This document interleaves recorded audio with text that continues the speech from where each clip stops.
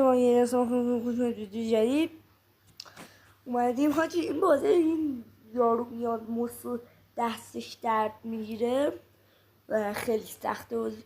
من اومدم اون بازیه و کلا یه مرحله شو فقط رفتم جلو. یه گفتم با بچه ها بریم، بچه ها که شمایی و اینو به عشق سازگرهای ما میخوام پرو پلیری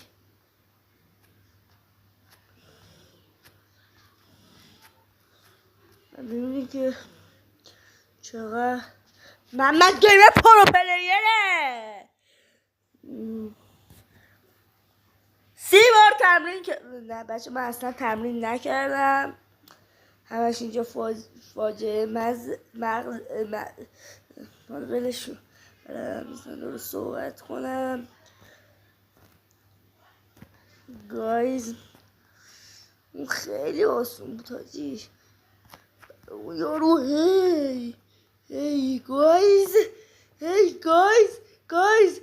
داریم میریم 90% کارو رفتیم.